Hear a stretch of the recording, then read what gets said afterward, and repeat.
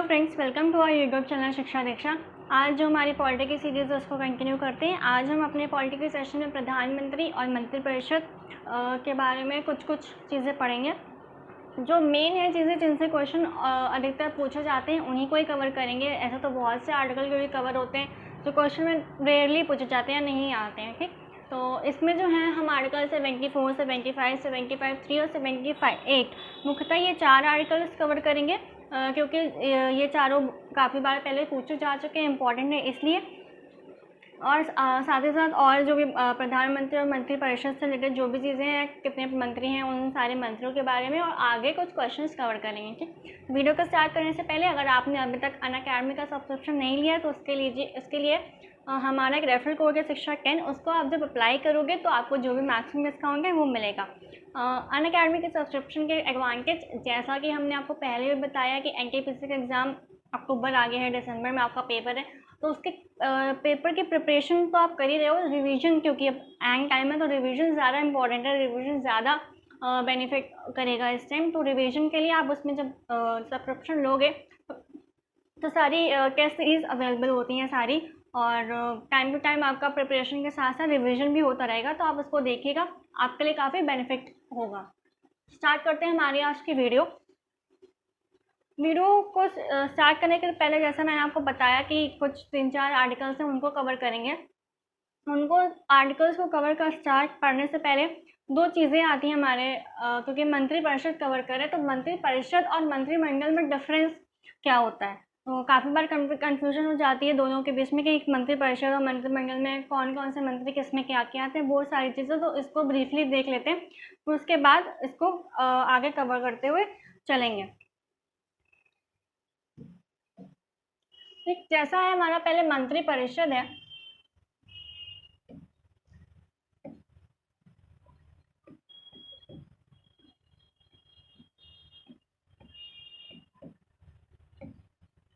मंत्रिपरिषद और मंत्रिमंडल,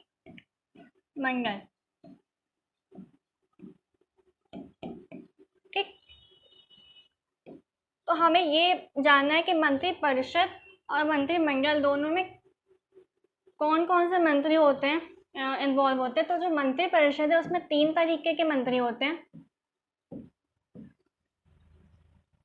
कौन कौन से? पहले तो कैबिनेट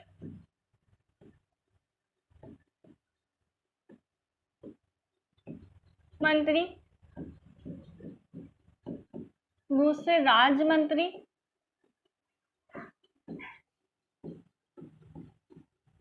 और तीसरे उप मंत्री। ठीक, मंत्रिपरिषद में तीन तरह के मंत्री, कैबिनेट मंत्री, राज्य मंत्री और उप मंत्री। ठीक है, इन तीनों मंत्रियों की अध्यक्षता कौन करता है? तो वो पीएम यानी प्रधानमंत्री। ठीक है, अब आते हैं मंत्रिमंडल में। अगर मंत्रिमंडल की बात करें तो मंत्रिमंडल में सिर्फ एक मंत्री होते हैं, वो होते हैं कैबिनेट मंत्री। इसमें राज्य और उप मंत्री नहीं शामिल होते।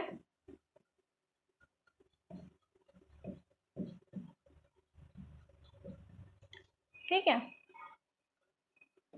इसमें भी अध्यक्षता कौन करता है?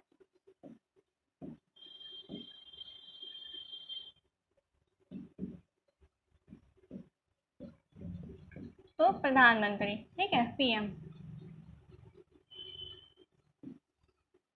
तो हमने ये समझ लिया कि मंत्रिपरिषद और मंत्रिमंडल में मंत्री कितने, तो इसमें 3, इसमें 1। अगर मंत्रिमंडल की बात करें तो जो मंत्रिमंडल होती है ये मंत्रिपरिषद का ही एक भाग होती है। मंत्रिमंडल में जो बैठक होती है, जो भी होता है, तो ये हफ्ते में सरकारी बैठक एक बार होती है जिसमें सारे सरकारी मामले डिस्कस किए जाते हैं। पर जो मंत्रिपरिषद है इसमें कोई सरकारी बैठक नहीं होती है। तो मेन डिफरेंस यही है कि कितने मंत्री, तो मंत्रिपरिषद में कैबिनेट, राज्य और उप मंत्री, और इसमें कैबिनेट मंत्री। ठीक है, आगे चलते हैं।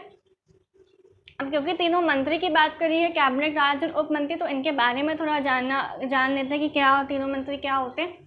जो कैबिनेट मंत्री होते हैं, कैबिनेट मंत्री के अंदर इनके अंदर कुछ मंत्रालय आते हैं, जैसे शिक्षा मंत्रालय, और यहाँ पे मेंशन है गृह मंत्रालय, रक्षा मंत्रालय, कृषि मंत्रालय, ये सारे। तो एक बार देखते हैं फिर समझते हुए चलते हैं।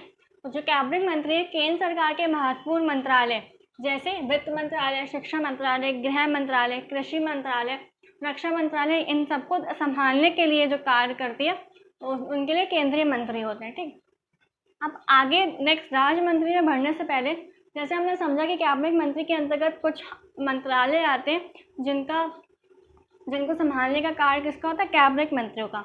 अब जैसे हमने कोई जैसे गृह मंत्रालय या रक्षा मंत्रालय, मान लीजिए रक्षा मंत्रालय है, तो इस रक्षा मंत्रालय के अंदर भी कई सेक्टर्स होते हैं, अलग अलग खंड होते हैं। तो इन पे सेक्टर क्योंकि बहुत बड़े बड़े होते हैं, सिर्फ एक मंत्री इनको नहीं हैंडल कर सकता है, काफ़ी चीज़ें होती हैं। तो इन्हीं पर्टिकुलर मंत्रालयों के अंदर जो भी और सेक्टर्स हैं उनको संभालने के लिए कौन होते हैं, उनको संभालने के लिए होते हैं राज्य मंत्री। ठीक है,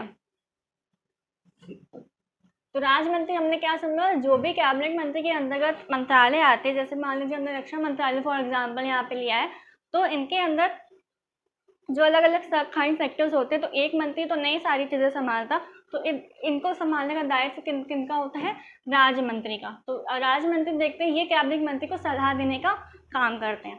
नेक्स्ट है उप मंत्री। तो कैबिनेट मंत्री और राज्य मंत्री दोनों को राजनीतिक संसदीय सहायता प्रदान करते हैं। जो राज्य मंत्री होते हैं वो कैबिनेट मंत्री की सहायता के लिए होते हैं, जो पर्टिकुलर मंत्रालय हैं उनसे रिलेटेड होते हैं, और जो उप मंत्री हैं वो कैबिनेट और राज्य मंत्री दोनों को राजनीतिक संसदीय सहायता प्रदान करते हैं। ठीक, आगे है,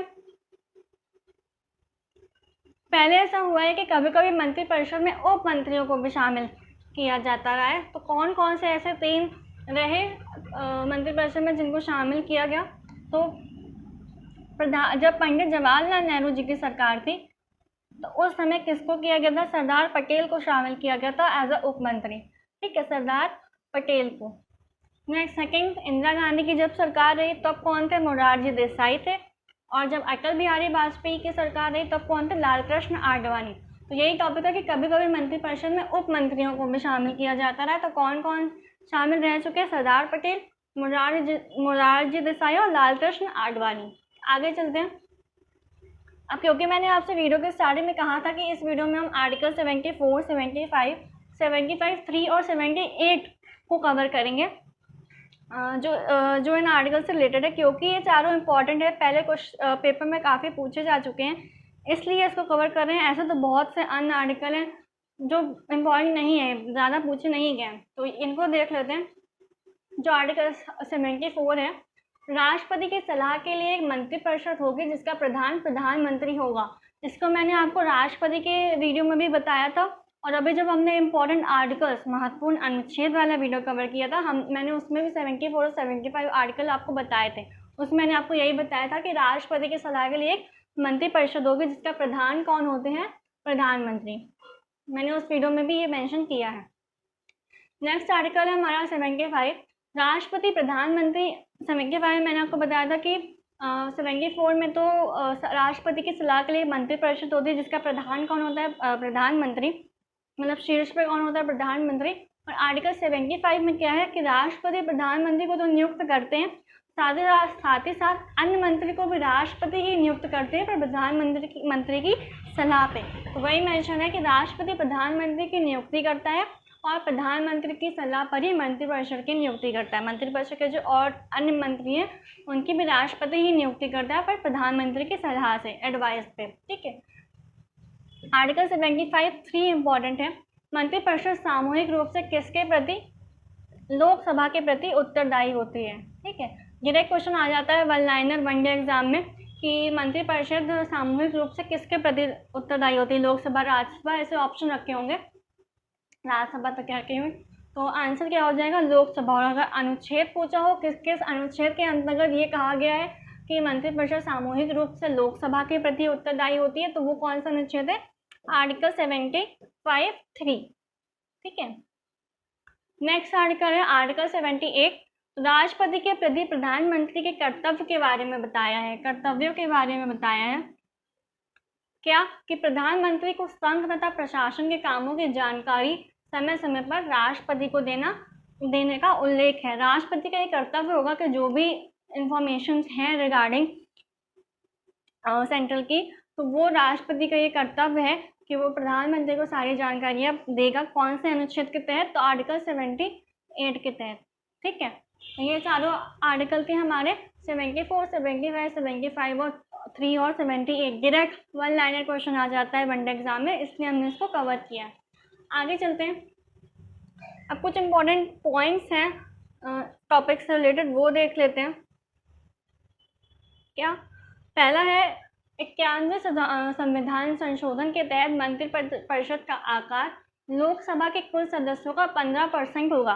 क्वेश्चन आता है कि मंत्रिपरिषद में कुल कितने प्रतिशत मंत्री बनाए जा सकते हैं, तो आंसर हमको पता ही है, आज जो डायरेक्ट अगर क्वेश्चन आया तो कितना हो जाएगा आंसर, 15% मंत्री बनाए जाते हैं। पर ये किस संविधान संशोधन के तहत कहा गया है, तो 91वें 91st संविधान संशोधन के तहत ये कहा गया है कि मंत्रिपरिषद में जो सदस्य होंगे लोकसभा के कुल सदस्यों का 15% होगा। ठीक है, नेक्स्ट है, भारत के पहले मंत्रिपरिषद में प्रधानमंत्री सहित 36 सदस्य थे। आगे ये है कि पहले कौन मंत्री रहे, तो ये उससे रिलेटेड है। तो पहला पॉइंट है कि पहले वित्त मंत्री तो जॉन मथाई।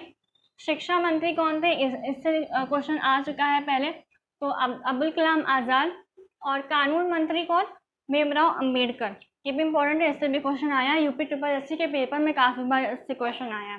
ठीक, नेक्स्ट है मंत्रिपरिषद की योग्यताएं हैं। जैसे हमें पता होना चाहिए कि कोई भी होता है तो उसकी योग्यता हमें पता होनी चाहिए, अगर एग्जाम में भी आए उसके लिए, और जनरल भी।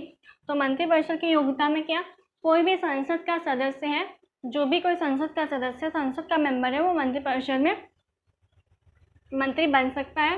नेक्स्ट पॉइंट, जो संसद का सदस्य नहीं है, अगर सदस्य है तो ऑटोमेटिकली सदस्य बन जाएगा, पर अगर नहीं है उस केस में 6 महीने के पहले सदस्यता लेनी होती है। तो सेकंड पॉइंट यही है कि जो संसद का सदस्य नहीं है वो भी बन सकता है, पर कितने महीने के भीतर, 6 महीने के भीतर उसे सदस्यता लेनी होगी, नहीं तो मंत्री पद नहीं रहेगा। ठीक है, अगर सदस्य हैं तो ऑटोमेटिकली मंत्री बन सकते हैं, अगर नहीं है तो कितने महीने के भीतर, 6 महीने के भीतर सदस्यता लेना अनिवार्य होता है। आगे चलते हैं, अब प्रधानमंत्री से रिलेटेड कुछ पॉइंट्स हैं वो देखते हैं कि भारत के प्रधानमंत्री बनने की न्यूनतम आयु को कितनी होती है, 25 वर्ष। नेक्स्ट, प्रधानमंत्री में सबसे बड़ा कार्यकाल किसका रहा, जो भी प्रेसिडेंट रहे उनसे रिलेटेड क्वेश्चन हैं मेन में, जो पहले पूछे गए हैं, चांसेस हैं आगे भी आ सकते हैं। सेकंड क्वेश्चन है कि पॉइंट है, प्रधानमंत्री में सबसे बड़ा कार्यकाल किसका रहा, तो किसका रहा था, जवाहरलाल नेहरू का। नेक्स्ट, देश की पहली महिला प्रधानमंत्री कौन थे, इंदिरा गांधी। फर्स्ट विमेन थी, तो ये ज़्यादा इंपॉर्टेंट है, पूछ रहा है डायरेक्टली फर्स्ट फीमेल प्रेसिडेंट या फर्स्ट फीमेल स्पीकर, तो ये हमें पता होना चाहिए। तो पहली महिला प्रधानमंत्री कौन थी, इंदिरा गांधी। नेक्स्ट है, प्रधानमंत्री जो कभी लोकसभा में नहीं आए, जो कभी लोकसभा में जिन्होंने भाग नहीं लिया, वो कौन थे, चौधरी चरण सिंह। ठीक है, इन्होंने ये कभी भी लोकसभा में नहीं आए, तो ऐसे कौन से प्रधानमंत्री है, तो वो थे चौधरी चरण सिंह। नेक्स्ट है, विश्वास मत प्राप्त करने में असफल होने वाले प्रधानमंत्री, विश्वनाथ प्रताप। ये एकमात्र ऐसे प्रधानमंत्री हैं जिन्होंने जो विश्वास मत प्राप्त करने में असफल रहे थे, तो वो कौन थे, विश्वनाथ प्रताप। नेक्स्ट पॉइंट है, सबसे अधिक उम्र में प्रधानमंत्री बनने वाले कौन थे, मोरारजी देसाई। सबसे कम उम्र में राजीव गांधी। अधिक का था तो कम का भी मेंशन कर दिया गया, तो अधिक हो गया मोरारजी देसाई और कम में राजीव गांधी। तो ये प्रधानमंत्री जितने उनसे रिलेटेड कुछ पॉइंट्स थे फर्स्ट या फिर उनसे रिलेटेड, तो उसको यहाँ मेंशन किया गया। आगे चलते हैं, भारत में ऐसे 3 प्रधानमंत्री रहे जिनकी मृत्यु उनके कार्यकाल के समय हुई। क्वेश्चन आ सकता है कि कौन से प्रधानमंत्री रहे जिनका कार्यकाल, उनके कार्यकाल में उनकी मृत्यु हो गई, तो ऑप्शन कोई भी दिया होगा और एक ऑर्डर दिया होगा, उसमें आपको आंसर मार्क करना होगा। तो कौन कौन रहे, जवाहरलाल नेहरू, लाल बहादुर शास्त्री और इंदिरा गांधी। ठीक है, कौन कौन, जवाहरलाल नेहरू, लाल बहादुर शास्त्री और इंदिरा गांधी। एक पॉइंट ये है, ये जरूरी नहीं कि प्रधानमंत्री लोकसभा और राज्यसभा का आवश्यक रूप से सदस्य हो ही, पर 6 महीने में किसी एक सदन का सदस्य हो जाना चाहिए। ये आवश्यक नहीं है कि प्रधानमंत्री लोकसभा या राज्यसभा किसी भी दोनों में से किसी भी सदन के सदस्य हो, पर उनकी पद के लिए किसी भी एक सदन का सदस्य उन्हें 6 महीने के भीतर हो जाना चाहिए। तो वही मेंशन है कि आवश्यक रूप से सदस्यों पर 6 महीने में किसी एक सदन का सदस्य हो जाना चाहिए। ठीक, तो 3 मंत्री थे जिनके कार्यकाल में मृत्यु हुई। अब कुछ क्वेश्चन है ऐसे टॉपिक से रिलेटेड जो टॉपिक से इंक्लूडेड हैं, तो आपका रिवीजन भी हो जाएगा और अगर अन्य कुछ चीज़ें हुई तो वो भी कवर हो जाएंगी। पहला क्वेश्चन है प्रधानमंत्री की नियुक्ति कौन करता है। तो हमने ये पढ़ा अपने आर्टिकल 75 में कि प्रधानमंत्री की नियुक्ति किसके द्वारा, राष्ट्रपति द्वारा की जाती है, और अन्य मंत्री भी राष्ट्रपति की नियुक्ति करते हैं पर प्रधानमंत्री की सलाह पे। तो प्रधानमंत्री की नियुक्ति कौन करता है, तो आंसर क्या हो जाएगा, राष्ट्रपति। नेक्स्ट क्वेश्चन है मंत्रिमंडल बैठक की अध्यक्षता कौन करता है। तो अध्यक्षता कौन करता है, लोकसभा अध्यक्ष। आगे, भारत के संविधान के अनुच्छेद 75(3) के अनुसार मंत्रिपरिषद निम्नलिखित में से किसके प्रति सामूहिक रूप से जिम्मेदार होती है। 75(3) की बात की है, जो हमने आर्टिकल यहाँ पे पढ़ा था 75(3).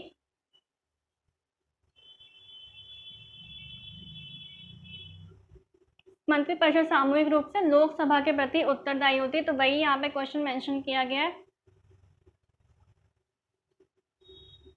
एक चीज यहाँ पे और,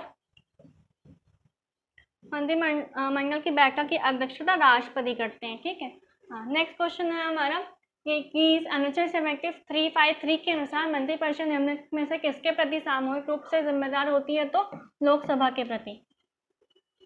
नेक्स्ट है किस प्रधानमंत्री ने एक बार पद से हटने के पश्चात दोबारा पद संभाला था। ये इंपॉर्टेंट पॉइंट है। तो ऐसे कौन से प्रधानमंत्री, इंदिरा गांधी जी थी जो शायद 1970 के आसपास एक बार पद से हट गई थी, फिर दोबारा इन्होंने पद संभाला था।